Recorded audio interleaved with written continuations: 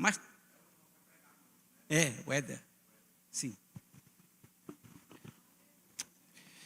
Meus irmãos, a paz do Senhor. Glória a Deus. Eu gostaria de convidá-los para ler comigo uma passagem bíblica que está em Romanos, capítulo de número 10. Romanos, capítulo de número 10. Estarei lendo, obrigado, pastor Douglas. Estarei lendo do verso 14 ao verso 16, é um texto sagrado bem conhecido da igreja. Enquanto os irmãos estão abrindo, eu quero louvar ao Senhor com a palavra de gratidão. Essa é a nossa última participação nessa conferência, que tem sido uma bênção. E ontem eu parcialmente fiz uma palavra de gratidão, louvei ao Senhor e continuo louvando a Ele pela vida desta igreja viva, pujante, avivada, que é a Assembleia de Deus em Tirirical. Peço a Deus que os continue sustentando com a destra de sua mão. Também louvo a Deus pela vida do pastor desta igreja, pastor Osiel Gomes, que Deus tem levantado nesta nação como um dos nossos proeminentes líderes. Louvar a Deus também pela vida dos seus auxiliares aqui. Eu vou citar pastor Francisco, que é o secretário de missões aqui do estado do Maranhão, SEADEMA. Também nosso querido amigo, pastor Douglas Breiner. Rapaz, eu não posso pegar muito em pé de nomes, né? Porque Jezrael não me dá muita autoridade moral para isso, né, pastor? Mas é muito chique. Deus fortaleça essa amizade nossa cada vez mais. Estou te levando meu coração, juntamente com os demais membros desta igreja. A Sename pela oportunidade, secretário nacional de missões, pastor Saulo Gregório, juntamente com todos os representados aqui, pastor Moisés, essa figura simpaticíssima que está ali atrás, responsável pelas mídias, pastor Claudino, enfim, a todos. Hoje, os que vieram pela manhã, com certeza saíram com a alma saciada com as palavras que aqui estiveram, quem estava aqui hoje também. Deus abençoe pastor Éder, missionária Sônia e tantos outros que passaram por aqui e nos abençoaram. Aos irmãos responsáveis por nossa logística, acho que é o missionário Wesley e o irmão Lucas, se não me engano, né? Acho que não estou errando o nome deles não, né? É isso mesmo. Que Deus vos abençoe sempre mais. Eu gosto de repetir que os agradecimentos muitas vezes se estendem, mas tem um ditado que diz que a gratidão é a memória do coração. Fica aqui, portanto, esse sentimento expresso. Há muitos outros irmãos que nos auxiliaram aqui, que nos abençoaram. Deus continue com vocês sempre mais. Romanos capítulo 10, verso 14 em diante. Gente, antes que eu esqueça, porque se eu não falar isso aqui, eu durmo no alpendre de casa amanhã, né? Minha esposa, que está nos acompanhando na transmissão, lá em Uberlândia, Minas Gerais. Deus te abençoe, meu amor, te amo muito. Onde eu falei aqui? Te amo, estou com saudade, viu, meu amor? Estou chegando aí. Meus filhos, Deus abençoe a vocês cada vez mais. Pastor Osiel, lá de Goiás, presbítero José Paz, meu sogro, tem que fazer moral com o sogro, logicamente. Pastor José Borges, missionário Luzia, são fãs do Senhor. Crente não tem fã, mas eu vou usar essa expressão, saber que o Senhor vai esconder debaixo da cruz de Cristo, tá? Você leva um abraço, fala que nós não perdemos nenhum cu de ensino de Tirirical. Está dado o recado, viu, sogro? Agora pode matar aquela leitora que eu estou chegando. Muito bem. Capítulo de número 10, verso 14. Como então, se os irmãos puderem ficar em pé para nós fazermos a leitura, apenas em reverência à palavra, será rápido. Verso 14. Como então eles invocarão aquele em quem não creram? E como eles crerão naquele de quem não ouviram? E como eles ouvirão, se não há quem pregue? E como eles pregarão, se não forem enviados? Como está escrito, quão formosos são os pés dos que pregam o evangelho de paz, dos que trazem boas notícias, de boas novas. Amém. Só essa passagem mesmo, Deus abençoe os irmãos. Ontem eu disse para a querida igreja que nós estaríamos focados no capítulo 1 da apostila que vocês têm, que fala sobre a Bíblia. Ontem nós falamos sobre o aspecto geral da Bíblia Sagrada, o seu valor para nós crentes, o seu papel no campo missionário. Hoje eu quero apresentar a vocês, até fazendo uso de uma expressão que foi verbalizada aqui pelo pastor Éder, sobre o fato de conferência, conferir dados. Eu quero apresentar a vocês algumas informações relativas ao campo missionário e ao papel da Bíblia Sagrada, aos desafios que os nossos missionários têm.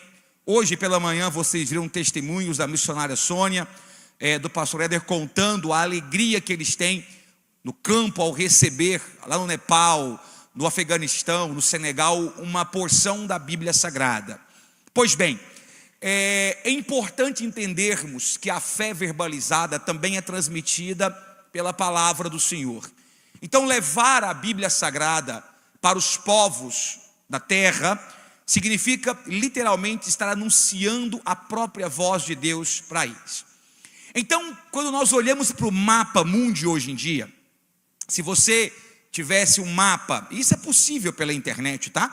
Em que você vai ver a mancha das grandes religiões que estão no mundo hoje, você vai perceber que duas religiões destacam. Podemos até dizer que essas duas religiões formam dois blocos globais: o cristianismo e o islamismo. São as duas maiores fés professadas hoje em dia. Por que eu estou dizendo que o cristianismo e o islamismo são religiões globais, sendo que o hinduísmo também possui uma expressão muito grande de adeptos, de fiéis? Porque o hinduísmo tem realmente uma grande quantidade de pessoas que o seguem, mas ainda está, geograficamente falando, muito preso na região, por exemplo, da China, da Índia, desses lugares ali que compõem o leste asiático. Por outro lado, o budismo, a mesma coisa, está muito preso na China. A China abriga a maior população budista do mundo. Já quando nós falamos, por exemplo, em islamismo, nós já estamos falando de uma fé que está espalhada pelo mundo, assim como o cristianismo. Se eu perguntar para os irmãos aqui nesse final de tarde, quais são os principais países muçulmanos que nós temos no mundo, eu não vou perguntar, porque seria difícil fazer uma contabilidade diante da quantidade de irmãos e irmãs que nós temos aqui. Mas eu tenho certeza que na mente de alguns, se eu tivesse ali opções, vamos lá. Opção, letra A, Europa. Letra B, Ásia. Letra C, países árabes. Letra D, África. Eu tenho certeza absoluta que muitos marcariam, sem sombra de dúvida, os países árabes como os principais, a maior quantidade de muçulmanos. Pois eu tenho uma surpresa para você: os maiores países muçulmanos, as maiores comunidades muçulmanas não estão nos países árabes, estão na Ásia. Estamos falando de Bangladesh, estamos falando da Índia, estamos falando do Paquistão, estamos falando do Irã. São os países que abrigam a maior quantidade de muçulmanos, e eles têm espalhado pelo mundo afora. Eles estão sendo espalhados por várias nações, e isso devido a uma estratégia no mínimo curiosa. Primeiro, os muçulmanos são aqueles que têm a maior taxa de imigração do mundo. Eles mudam de país com muita frequência. Eu tenho certeza que aqui em São Luís tem muçulmanos que vieram de outros países. Se você for em Uberlândia, tem muitos. Se você frequenta os grandes centros, as grandes capitais, tem muitos. Porque o movimento de diáspora, de espalhamento do mundo muçulmano pelo mundo, segue o fluxo de imigração.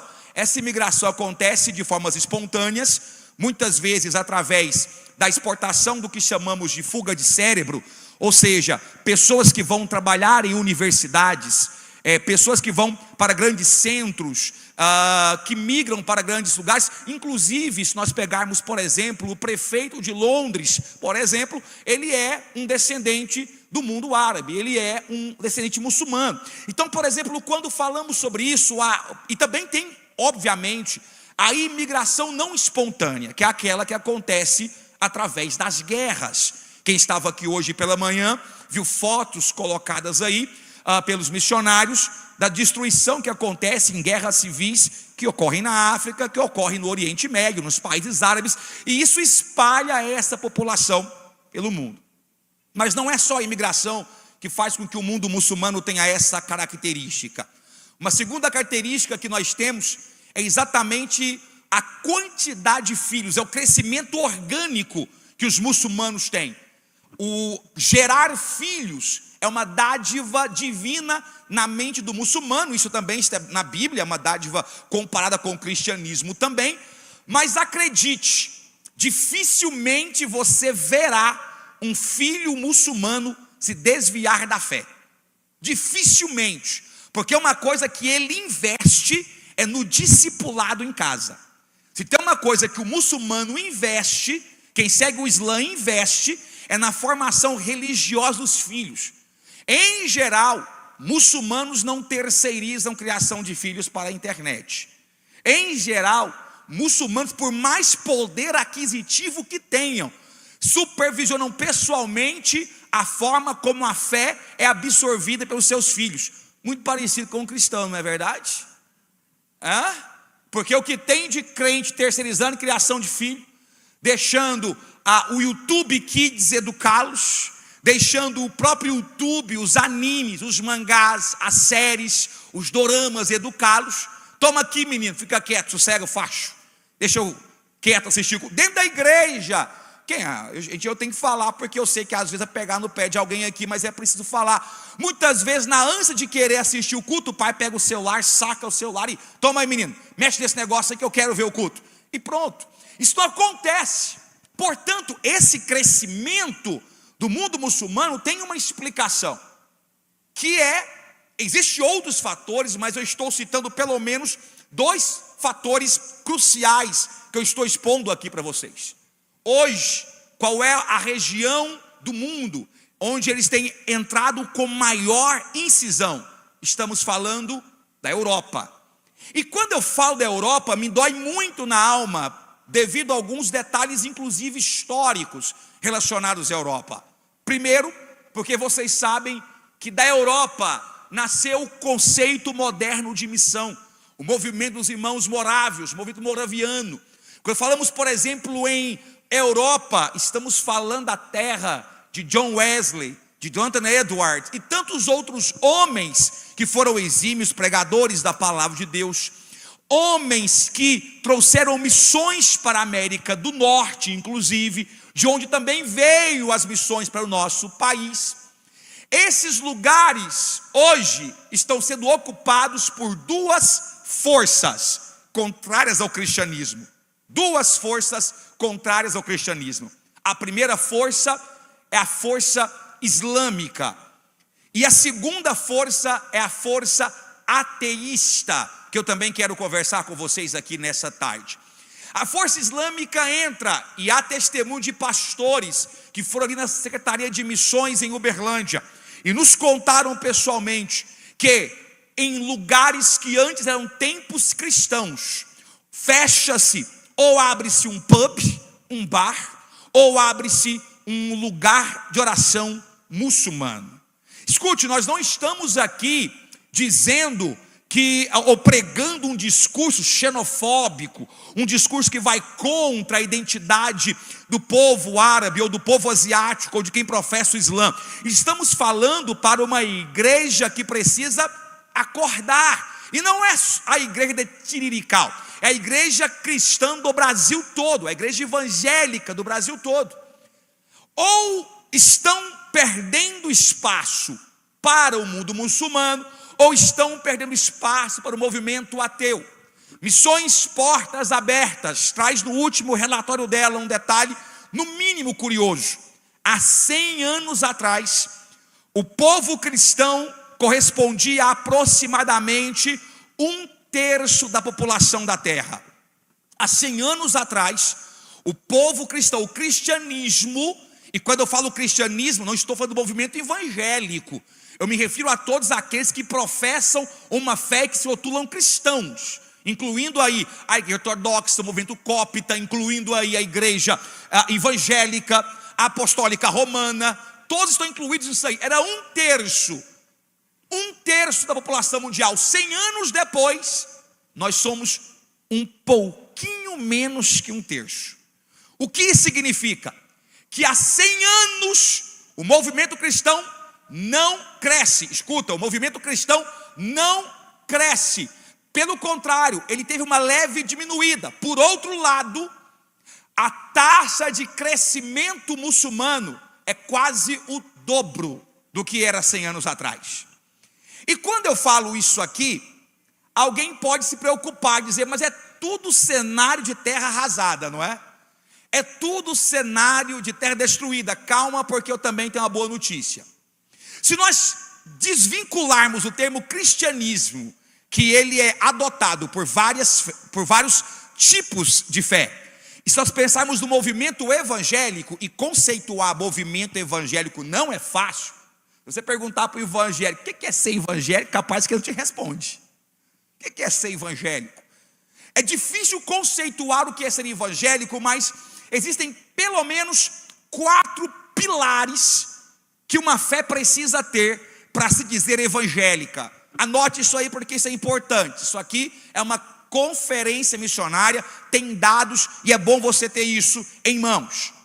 O primeiro pilar, são 4 colunas, 4 pilares. O primeiro pilar para que alguém se diga evangélico é que ele precisa reconhecer Jesus como o único e suficiente Salvador. Se você não reconhece que Cristo é o único e suficiente Salvador, tua fé pode ser qualquer outra, menos fé evangélica. Segundo, o movimento evangélico crê na realidade do novo nascimento. Estudamos há poucos dias atrás na escola bíblica dominical. Novo nascimento. Segunda coisa, o movimento evangélico professa o novo nascimento. Terceiro pilar, o movimento evangélico professa que a Bíblia é a palavra de Deus e é a revelação suprema da sua natureza santa. Qualquer movimento que se dispõe a atualizar a Bíblia, negar a divindade da Bíblia, negar a inerrância, a eficácia, a inspiração bíblica, pode ser tudo menos o quê? Evangélico. E o quarto pilar que nós temos é que para ser evangélico precisa crer na urgência da grande comissão. Ou seja, precisa crer na urgência do ide. Ide por todo mundo, pregai o evangelho a toda criatura. Se você se professa um evangelho genuíno, esses 4 pilares têm que estar entre vocês. O demais é diferente de dogmas, é diferença. Muito bem, então por que eu estou dizendo isso? Porque se nós pegarmos o cristianismo, passarmos um filtro e olharmos para o movimento evangélico desde a década de 60 tem crescido 2,5 a mais do que o movimento muçulmano. Hoje nós deixamos os bolsões do Ocidente, onde nós estamos agrupados, organizados, e hoje, irmãos, as maiores comunidades evangélicas estão, sabe aonde? Na África. Deixa eu dar uma informação para você. O Brasil é um dos maiores países evangélicos do mundo, certo? Pois acredite, nós somos, segundo o último censo, pouco mais de 30% de evangélicos no Brasil. 30%. No Quênia, são 50% de evangélicos. Não, eu não estou falando para evangélico não é possível. Se isso aí não der para dar uma glória a Deus, nada mais dá. Vou repetir para você, no Brasil nós somos 30%, lá na África, no Quênia, são 50%. Por quê? Porque houve o movimento missionário em direção àquele lugar. E agora, olha só, o que me chamou a atenção foi que, ainda de acordo com os relatórios que foram nos dados, e eu acho isso aqui maravilhoso. Nós sabemos que ao mesmo tempo que é um movimento que cresce bastante na África e na região da Ásia, Nós estamos falando de um lugar que é extremamente perseguido. Perseguido. A Missões Portas Abertas teve a curiosidade, de fazer um cruzamento entre os países em que a fé evangélica mais cresce e os países que são mais perseguidos. Escute isso aqui, vê se isso aqui não é de Deus. Missões Portas Abertas montou uma planilha e ela fez um cruzamento entre os países que são que mais perseguem os evangélicos, os cristãos em geral, e onde há a maior taxa de crescimento evangélico. E acredite, os maiores crescimentos, países em que o movimento evangélico cresce até o dobro do que cresce a população, porque a gente sabe que o movimento tem um crescimento eficiente quando ele cresce mais do que a população cresce. Sabia disso? Nós podemos dizer que o movimento está em ascensão quando a porcentagem dele na sociedade é maior do que a quantidade de populações. Pois escute isso aqui: em países em que o movimento evangélico cresce quase que o dobro da população, são países perseguidos, como por exemplo o Iraque, a Etiópia, o Iêmen e o Paquistão. São países que perseguem os evangélicos. Os evangélicos crescem numa taxa que é quase o dobro do que a população cresce. Mas agora escute isso aqui: nos países em que a perseguição não dura anos, a perseguição não dura décadas, nos países em que a perseguição está durando gerações, os evangélicos estão crescendo 4 vezes mais do que a população. Diretamente proporcional, vou usar uma linguagem matemática aqui agora, diretamente proporcional à perseguição, o crescimento evangélico tem propagado. Aonde? Coreia do Norte, Turcomenistão, Afeganistão. A China tem a maior igreja evangélica clandestina do mundo hoje. Para você ter uma noção, lugares em que se declararam ateus, o evangelho de Cristo tem crescido como nunca. Aí sabe o que eu lembro? Eu lembro de quando Deus diz para João: escreve uma carta para as minhas igrejas aí da Ásia. Escreve a carta para a igreja que está em Filadélfia. E eu gosto muito porque Apocalipse capítulo 3, quando você começa a ler o versículo 7, olha o que diz o Senhor para esta igreja. Eu vou ler com vocês aqui. E ao anjo da igreja que está em Filadélfia escreve: isto diz o que é santo, o que é verdadeiro, o que tem a chave de Davi, o que abre e ninguém fecha, e o que fecha e ninguém abre. Verso 8: conheço as tuas obras, eis que diante de ti pus uma porta aberta, e ninguém a pode fechar. Por quê? Porque tendo pouca força, guardaste a minha palavra e não negaste o meu nome. Escuta, igreja perseguida, crente em geral, é igual massa de pão. Quanto mais bate, mais cresce. Quanto mais persegue, mais Deus diz: ei, Satanás, as portas do inferno não vão prevalecer. Não vão prevalecer. Não vão prevalecer. Muito bem, então nós temos uma missão pujante. Escute, não é que o cenário é para nós ficarmos tranquilos, porque a gente tem impressão algumas vezes que o movimento missionário parece, não sei se vocês se lembram aqui, tinha uma série de comédia antigamente, Os Trapalhões. Aí tinha um quadro de Trapalhões que era assim: eles fechavam uma porta, abria outra, fechava uma gaveta, outra gaveta abria, nunca sossegava. Porque dá uma impressão que quando a gente olha para o movimento missionário, nós estamos ganhando a Ásia, ainda há muito a se conquistar. Ainda há muito a se conquistar. Não estou dizendo isso aqui apenas para trazer uma ilusão que está tudo bem. Eu estou dizendo isso aqui para dizer para vocês que o movimento missionário está vivo e frutífero. Frutífero. Tem milagres acontecendo no campo missionário, dia após dia. Você quer ver milagre? Tem gente que fica assim, ai, não tem mais milagre hoje em dia. Vai para o campo missionário. Você vê que é viver milagre dioturnamente no campo missionário. Que milagre? Você está muito bem empregado, numa vida tranquila, numa igreja como essa. Milagre maior que esse não tem. Agora, quer ver milagre no sentido literal que você está esperando? Arrisque no campo missionário. Pois bem, agora, por outro lado, eu volto a falar da Europa. Dói o coração.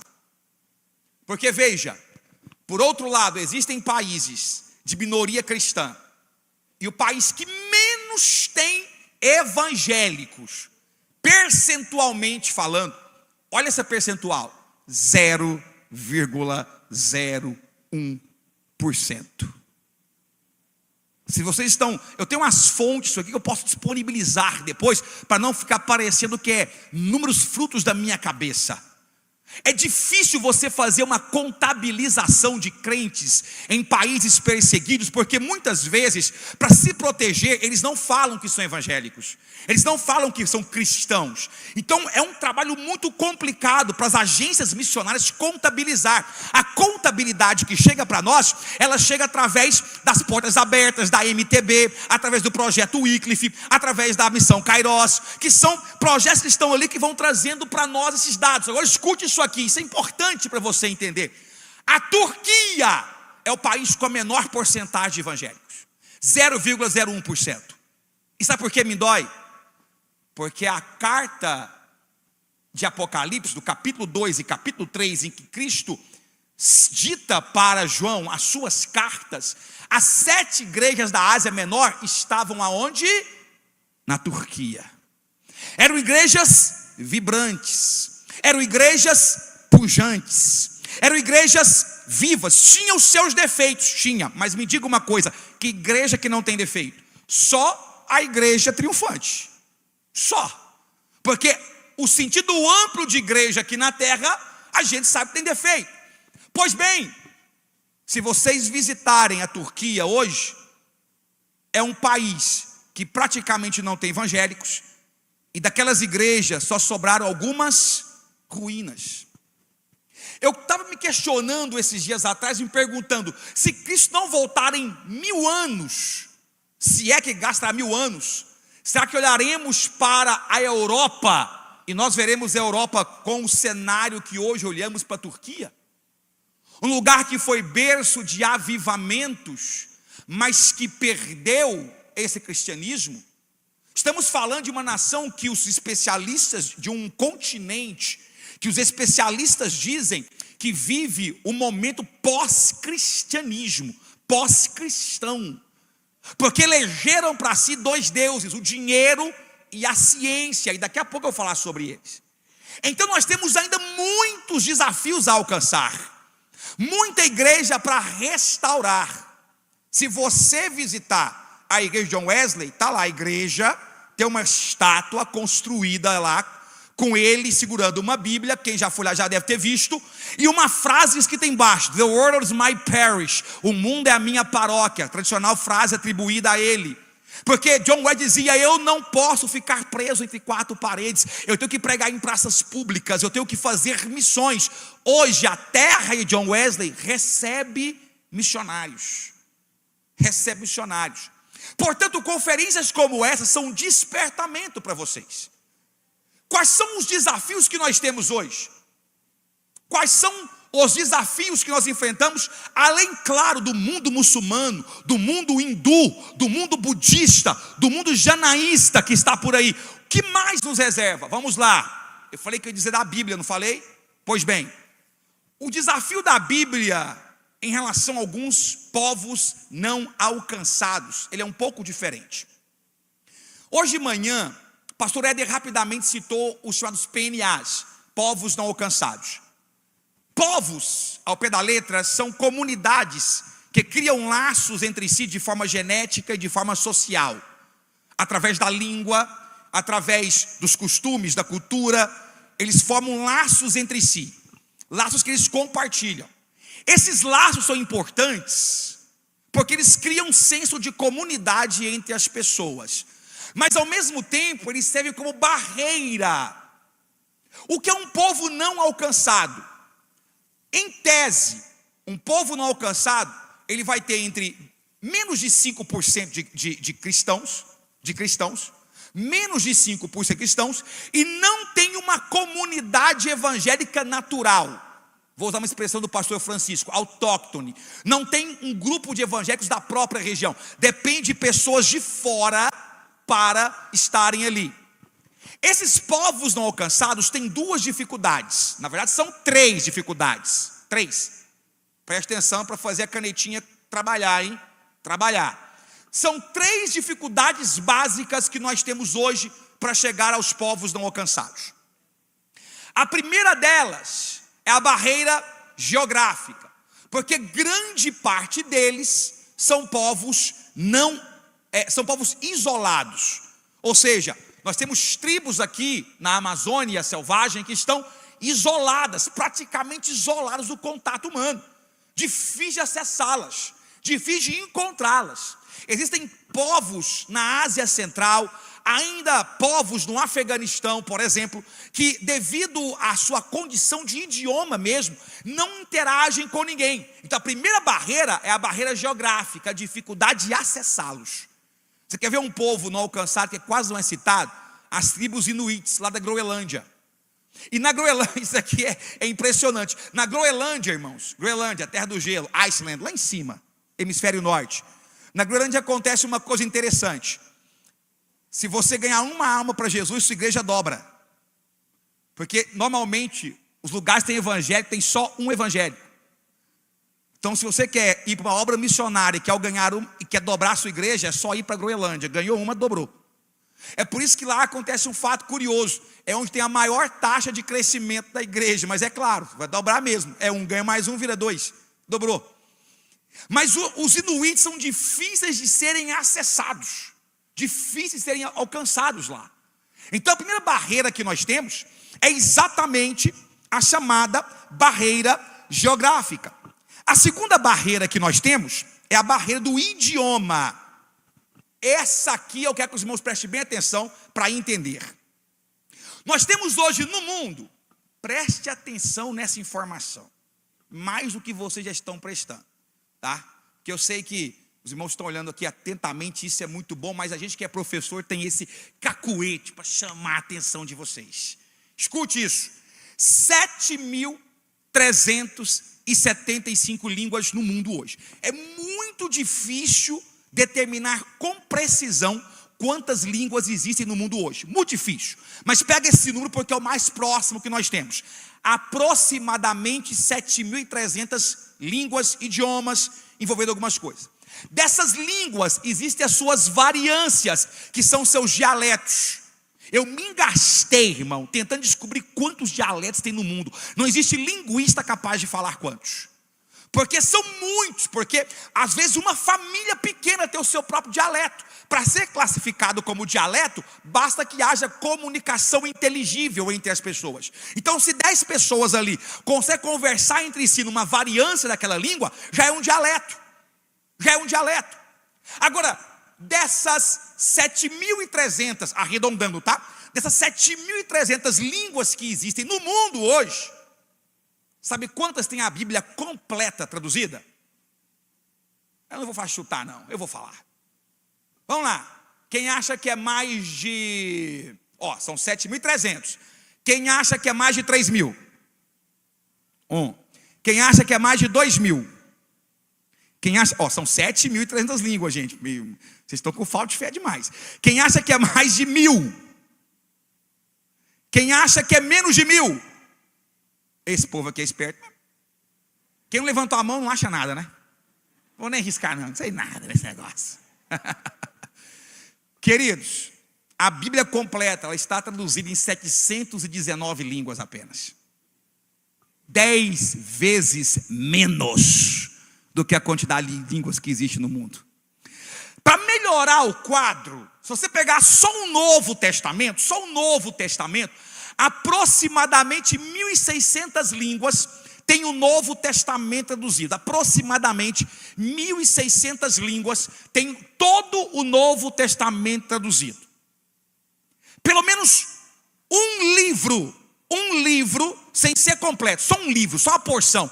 Existem lugares que tem apenas um pedacinho, só tipo 10 páginas da Bíblia Sagrada, só o Salmo 23, que tem pelo menos uma parte da Bíblia, 1.212 línguas. Se eu somar isso aqui, sabe quantas línguas não tem nadinha de nada, neca de pitibiriba da Bíblia Sagrada?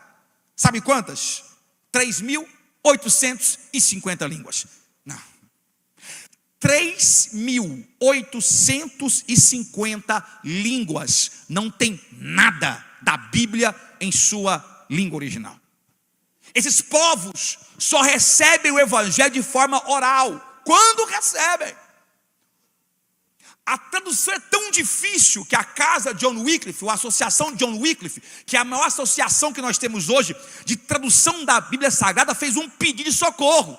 Ela criou um projeto MAST, M-A-S-T, que inclusive passou em Uberlândia, convidando jovens, para aqueles que têm vontade, que já conhecem a língua, nativos daquela língua, que ajudem a traduzir, porque normalmente uma tradução, irmãos, ela é muito complicada. Você precisa de linguistas, você precisa de pessoas que dominam as técnicas, porque trazer uma palavra da Bíblia para um idioma é muito complicado, até porque existem palavras que se perdem de um idioma para outro.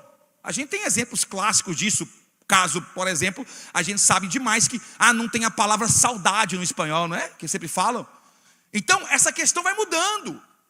Isso vai sendo afetado. Então, a John Wycliffe, você chega, se você conhece a língua, se você é alguém nativo, já pode vir ajudar a gente a traduzir, porque a gente não está conseguindo. Então, além do desafio geográfico, tem o desafio linguístico. Deixa eu contar uma história para vocês.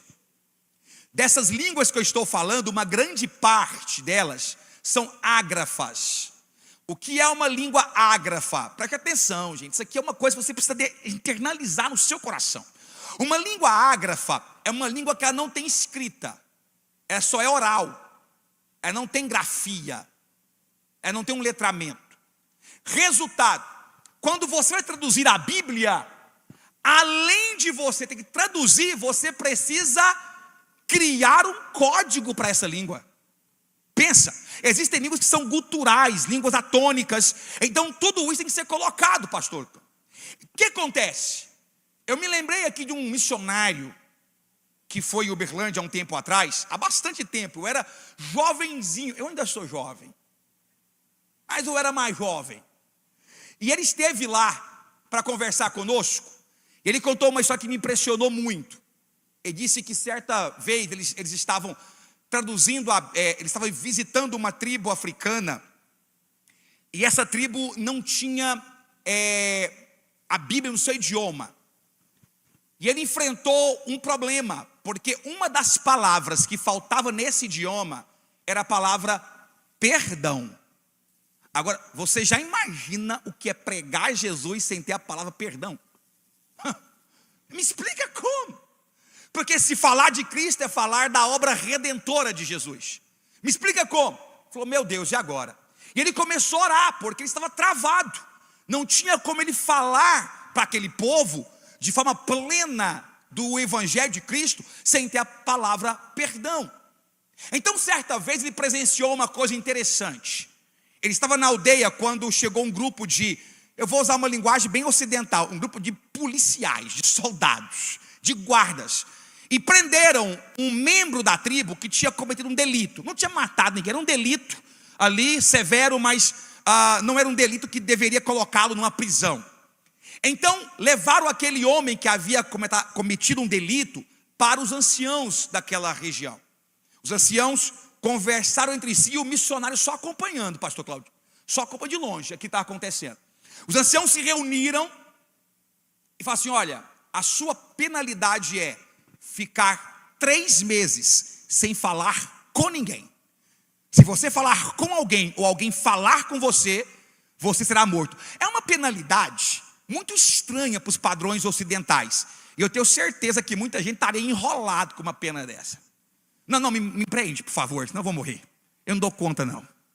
Mas ele não podia conversar com ninguém. E se alguém conversasse com ele, era morto. Ou seja, ele tinha que ficar num silêncio absoluto. 3 meses. Durante 3 meses, aquele homem tinha que ficar no mesmo lugar, sem conversar com ninguém, do amanhecer ao entardecer.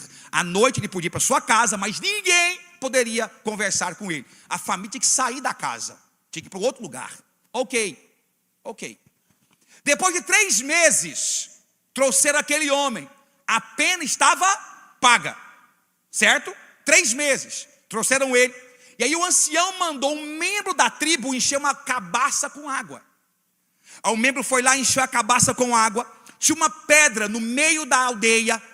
O ancião pegou aquela pedra, aquela cabaça cheia de água, foi até a pedra e ele quebrou a pedra. Quebrou a cabaça. Quando ele bate a cabaça na pedra, ele fala assim: Tiuiracã. Tiuiracã significa a cabaça quebrou. Quando ele fala Tiuiracã, que ele bate a cabaça e ela quebra e a água é absorvida pela terra, junto com a água absorvida pela terra, o crime dele estava sendo absorvido. Naquela hora, Jesus falou assim: tá aí, meu filho, essa é a palavra perdão na língua deles. A cabaça quebrou. Pega essa visão aí agora. Está entendendo o desafio? Está entendendo a logística? Não existe agora assim, agora a pregação é: Jesus Cristo quebrou a cabaça do seu pecado. Não é? Porque isso é o desafio, isso é real. São realidades que nós não entendemos, se nós não vemos isso visualmente, pois essa é a realidade do campo missionário. Então o primeiro desafio é exatamente esse. O segundo desafio que nós temos é o desafio logístico, porque não basta você traduzir, você tem que levar essas Bíblias. Olha, segundo o que nós temos hoje aqui, nós produzimos 35 milhões de Bíblias por ano. É muita Bíblia, não é? Só que essas Bíblias, sabe onde estão? Aqui, ó, na livraria de vocês, na livraria lá da Bereana, em Uberlândia, estão na Maranata, lá em Goiânia. Essas Bíblias estão no estoque, exato, pastor, nas prateleiras. Não é a produção de Bíblia que é um problema. O problema é a distribuição da Bíblia. Se distribui aproximadamente 6 milhões de Bíblias por ano no campo. E nessa taxa, no ritmo em que a população de povos não alcançados está crescendo, porque acredita, ela está crescendo, tá? Nós jamais conseguiremos alcançar esses povos. Isso é um alerta para nós. Lembra que a gente sempre fala que missão não é só indo, você pode contribuir, você pode orar. Isso aqui é uma realidade desse campo. Então os povos não alcançados são um desafio para nós. Vamos entender isso? Diga amém. Segundo, ateus, que é pouco falado, e é onde eu tenho centrado mais as minhas forças nos últimos anos. Eu tenho mais centrado a minha visão, porque o que tem varrido a Europa, além do movimento muçulmano, é o movimento de descrença de uma fé. Para se ter uma noção, hoje no mundo existem de 450 a 500 milhões de ateus. A primeira nação considerada plenamente ateia na Europa foi a Albânia, em 67. A China foi a pioneira em se declarar, juntamente com a Coreia do Norte, como nações ateias. São nações que se proclamam dessa forma. Somos nações ateias, nós não cremos em nenhuma divindade, apesar de existir uma comunidade de crentes lá. Não bastasse isso, mas alguém pode pensar assim: olha, Israel, mas escuta, isso está na Europa, a gente vai mandar pessoas para lá. Agora, pasme os senhores pais, eu sou professor, posso falar de catedrático. A última pesquisa do Brasil, a mais recente, apontou que na América, vou falar da América depois Brasil, na América do Norte, que é a maior nação protestante do mundo, nós temos a segunda maior nação ateia do mundo. Os Estados Unidos só perdem para a China em termos de quantidade de ateus. Depois dos Estados Unidos, os países nórdicos da Europa. E agora é que está. Se a gente olha para o que está próximo de nós, a gente aqui, eu sou pai, e sei que tem muitos pais que estão aqui, e também tem muitos universitários que estão aqui nessa tarde. No Brasil, 9% dos professores universitários se declaram teístas, ou seja, declaram que creem em Deus. O restante, ou dizem que são ateus, ou agnósticos. A minha realidade no campo de exatas é terrível. É terrível. Porque nós estamos o tempo todo lutando contra isso. Para vocês terem uma noção, segundo a doutora Elaine Howard, ela escreveu um livro chamado Science versus Religion, Ciências versus Religião. What scientists really think, o que os cientistas realmente pensam, não tem ele em português. Ela disse que hoje, nos Estados Unidos da América, nas principais universidades, estamos falando da chamada Ivy League, nós estamos falando de Harvard, estamos falando de Cornell, estamos falando da UCLA, faculdades de ponta do Brasil que as pessoas querem estudar, querem ir para lá. Se formos para a Europa, Cambridge, Oxford, nós estamos falando de faculdades que surgiram com grandes seminários. Nesses lugares, 4% se declaram crentes em Cristo. 96% dos membros da mais prestigiada associação de cientistas do mundo, a Royal Society britânica, 96% são ateus. E qual que é o problema disso? Eles estão ensinando o seu filho.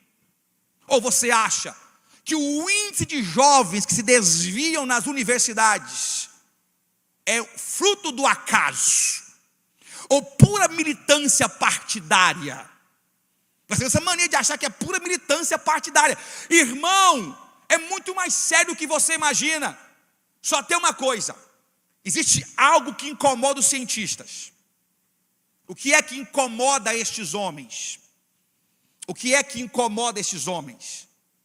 Existe uma coisa chamada limite ou fronteira da ciência. Eu vou para a minha área, que é física. O que é que a física estuda? Numa linguagem bem rasa, a física estuda os fenômenos da natureza, e a química as transformações da natureza. Então nós estamos falando de homens e mulheres que precisam olhar para o que acontece na natureza. Só tem um problema: a natureza é um outdoor vivo de Deus. Os céus proclamam a glória do céu. O firmamento anuncia. Olha só. Quando você olha para a natureza, não dá para negar. Não tem jeito. E aí você olha para a natureza, existe aquilo que, repito, chama-se fronteira da ciência. Porque o que o cientista proclama? O cientificismo, que é o segundo movimento que mais cresce no mundo. O cientificismo diz o seguinte: não existe nada acima da verdade da ciência. Não existe nada acima do que pode ser provado pelo método científico. Qual é o método científico? Observação, reprodução. Se eu não puder observar e eu não puder repetir, não adianta, já era, não posso crer. Esse é o método científico. Tudo tem que ser repetido e provado. Agora escute isso aqui. Quando vão para a realidade, nem tudo consegue ser repetido. Então nós chegamos num ponto em que a ciência não consegue mais avançar. E quando ela não consegue avançar, o que é que ela vai fazer? Ela vai dizer o seguinte: olha, isso aqui tem uma resposta racional que a gente ainda não tem, mas vai chegar lá. Eu vou dar um exemplo para vocês. O movimento que defende a grande explosão, the Big Bang, a explosão que deu origem ao universo. O que é que eles vão dizer para nós? Eles vão dizer o seguinte: olha, se alguém perguntar para eles o que é que existe antes dessa explosão, não faz sentido falar o que existia antes da explosão, porque o tempo começou ali. É a resposta mais evasiva possível. de ser dada. Nós não sabemos a resposta, mas nós sabemos que existe uma resposta. E deixe-me contar um testemunho para vocês aqui. Nós temos tentado levar o evangelho para esta multidão que tem crescido de forma até. E não é brincadeira. Eu quero te dar algumas ferramentas aqui antes de contar o meu testemunho para vocês. Como é que eu vou pregar para alguém que não crê na Bíblia? Como é que eu vou pregar para alguém que contesta a minha fé? A primeira coisa que eu quero que você entenda é que se você está próximo a alguém que é ateu e você quer ganhar ele para Cristo, você não deve entrar em debates puramente por debater. O debate é importante quando ele é feito em público. Lembra quando Paulo, em Atos capítulo 17, se não me engano, ele está em Atenas e ele vai debater com os estoicos e epicureus? Lembra que o debate dele foi em público? E qual era a resposta dos estoicos e epicureus? O que esse tagarela está falando aí? Os filósofos, os estoicos e epicureus criticavam a pregação de Paulo. Porém, tinha uma multidão assistindo Paulo discursar sobre Cristo. O texto diz que os filósofos diziam tagarela, mas da pregação de Paulo nasceu conversões de alma. Então o debate ele é produtivo quando ele é assistido, porque tem pessoas que precisam fortalecer sua fé. Mas no evangelismo pessoal, não entre em debate com ateu. Não adianta. A primeira coisa que você terá que fazer, a primeira coisa que você deverá fazer é o mais óbvio: testemunho. Meu irmão, não existe pregação maior do que testemunho. Já escutaram isso, tenho certeza. Um testemunho vale mais do que 10 pregações. E é verdade. Seja um exemplo vivo. Ah, eu não creio em Deus, sou ateu. Ok, dê o exemplo. Ele vai olhar para você e falar: gente, mas não é possível, não é normal um ser humano ser assim.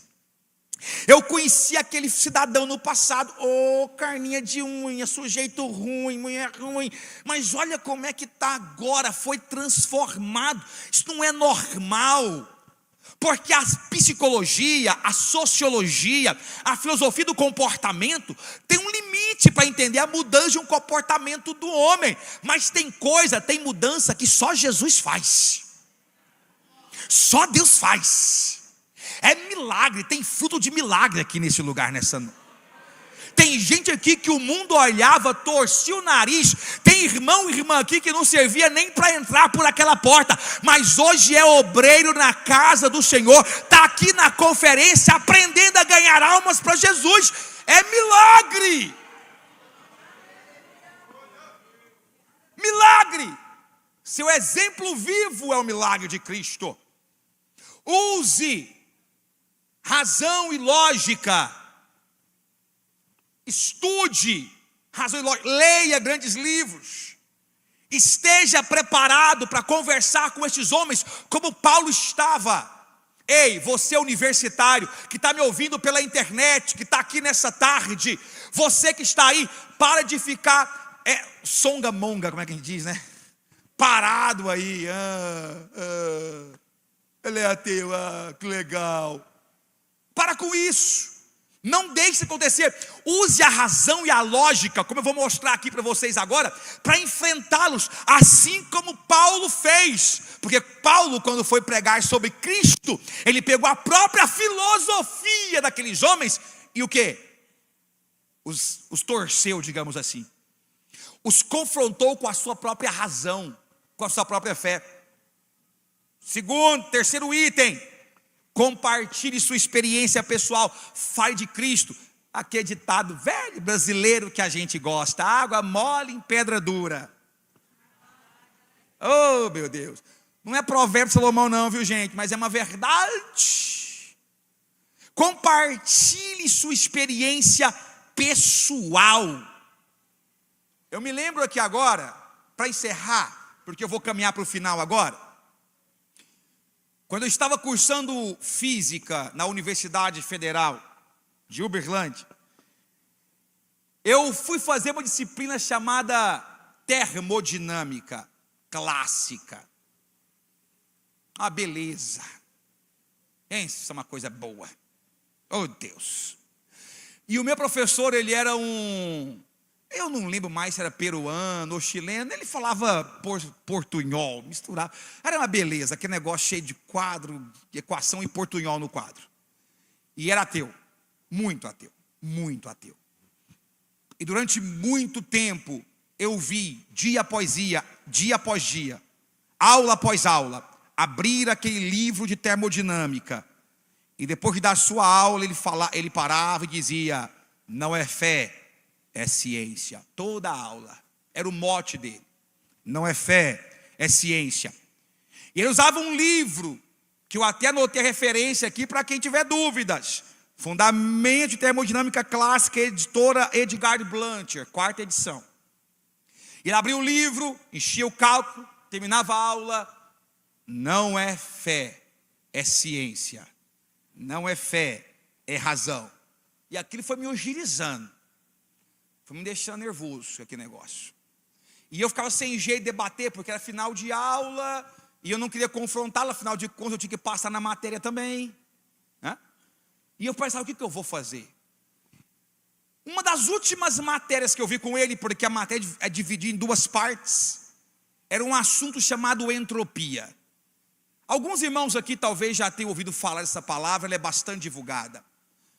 A ideia de entropia, ela é complexa, mas de uma forma bem simples, bem simples.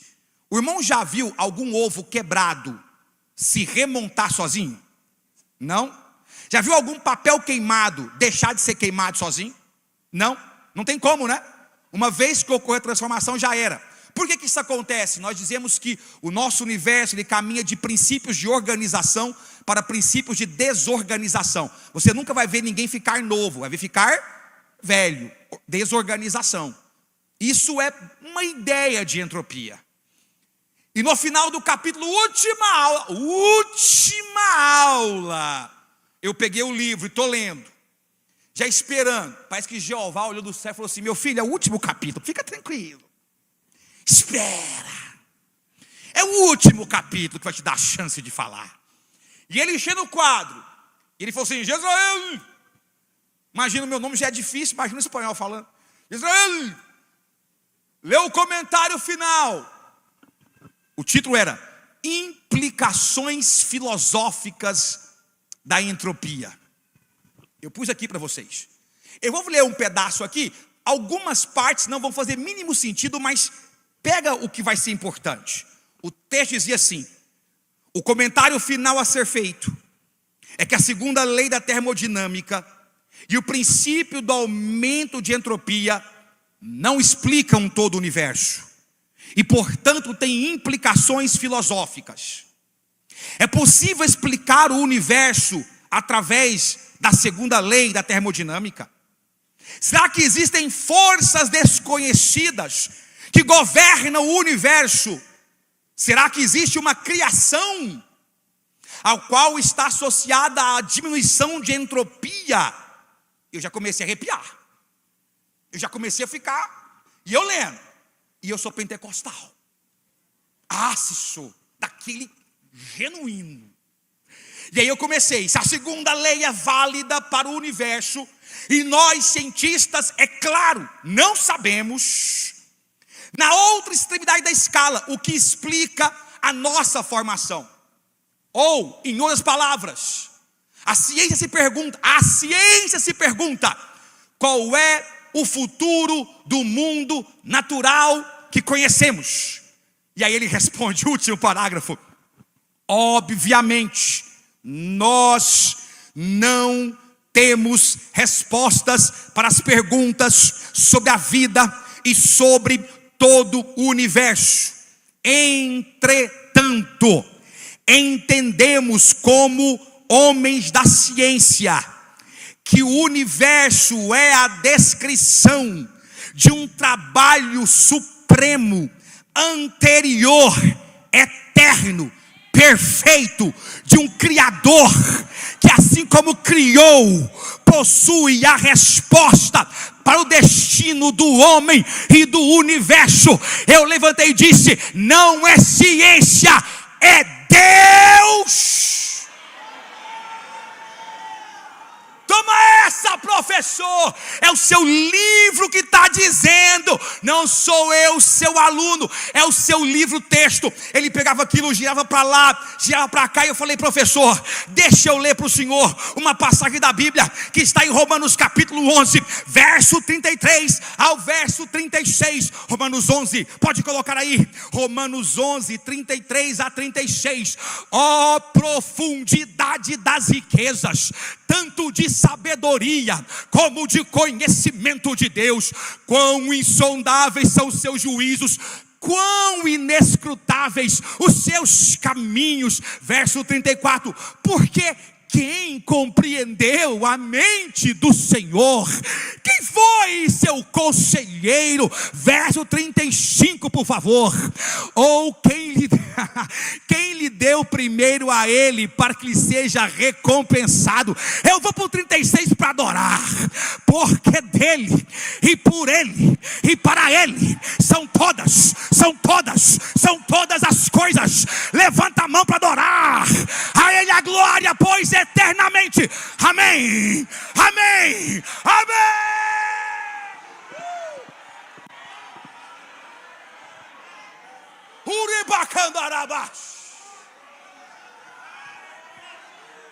É Ele que está aqui nessa tarde.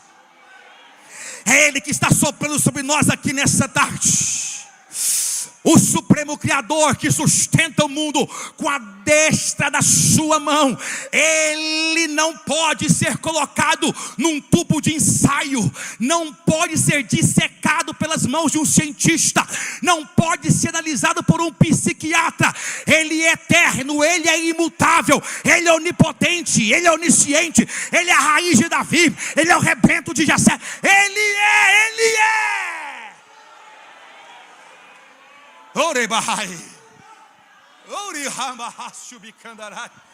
Meu Deus, meu Deus.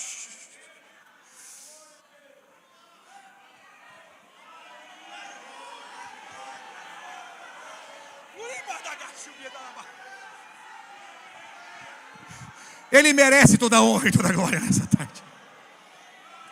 A Ele nós louvamos, a Ele nós bendizemos, a Ele nós exaltamos aqui. Ele é o Rei da glória.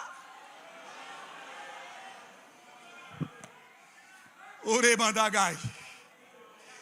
Eu vou terminar a minha participação aqui, mas eu quero que você saiba uma coisa: Deus nunca perdeu o controle de nada nesse mundo. Tudo está na palma da mão dele. A Bíblia não foi obra do acaso. Nós não somos obra do acaso. Podem se levantar cientistas, podem se levantar homens da ciência, nada vai superar o poder do nosso Deus.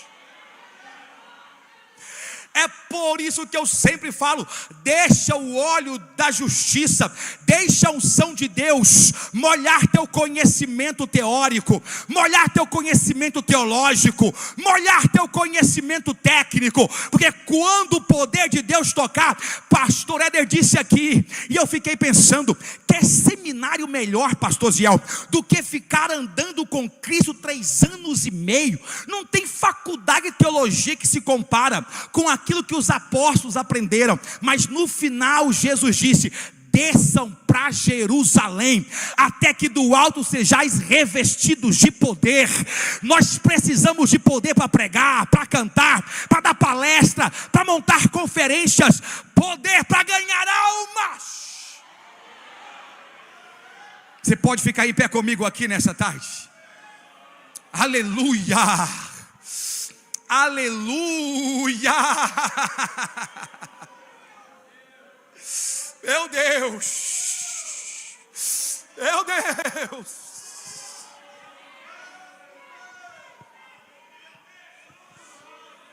Pode adorar a Ele pode glorificar a Ele, porque Ele está nesta casa, que é o seu santuário.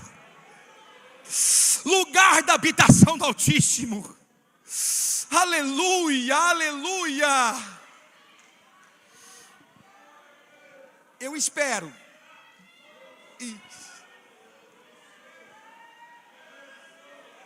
Pega essa. Esse é o som da igreja que adora.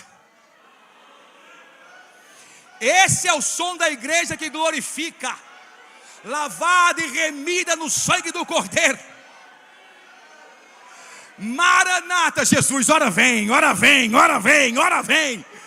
Pode buscar a tua igreja, Senhor. Oh, aleluia. Senhor, meu Deus e meu Pai.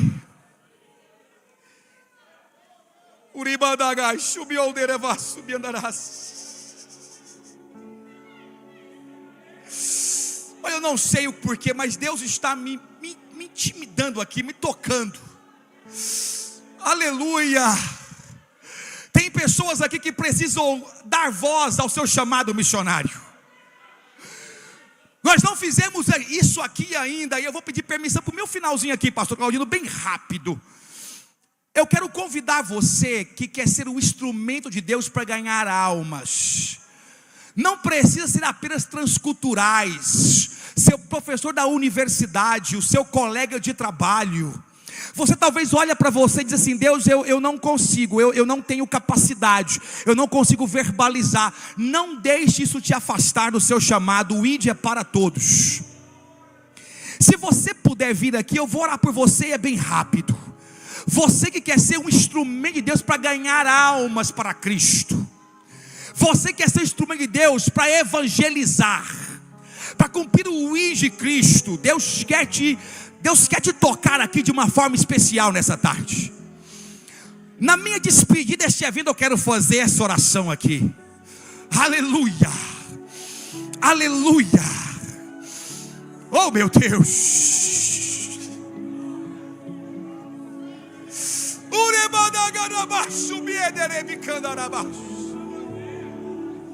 Essa é uma igreja missionária. A partir de agora você vai dar as mãos e dizer: Pastor Francisco, Pastor Osiel, eis-me aqui, Pastor Douglas, conta comigo, conta comigo, conte comigo. Deus está soprando na casa aqui. Deus está colocando sobre sua vida agora intrepidez, ousadia, palavra de sabedoria, palavra de conhecimento. Aleluia, aleluia. Se você puder levantar sua mão comigo para o céu agora. Deus, Senhor meu Deus, eu apresento a Ti agora estas vidas. Alguns estão de joelhos aqui perante o Teu altar, ó Pai, que vieram aqui à frente dizendo: Deus, eu me entrego ao chamado, eu me rendo ao chamado, Senhor. Onde houver uma mão levantada agora, onde houver um coração sincero e quebrantado, Deus, eu peço a Ti nesta hora, toca nessa vida agora, coloca sobre ele, Senhor, uma brasa de fogo no Teu altar, e renova, reveste, derrama o Teu poder, derrama o Teu Espírito, Senhor. Dê coragem, dê ousadia, dê sabedoria, dê paz, em nome de Jesus, em nome de Jesus, em nome de Jesus. Seja cheio do poder de Deus, seja cheio da graça. Urebandagandarash, Oderebandagabasu bioderebash, Urebandagarabadai, Rebandagabasu bioderebash. Meu Deus, Deus está balançando vidas aqui. Deixa Deus te tomar. Aleluia, aleluia.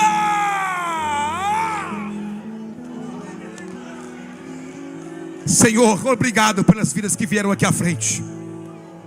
Obrigado pelo Teu renovo, ó Pai. Em nome de Jesus nós cremos que serão vidas que ganharão outras para Cristo, em nome de Jesus.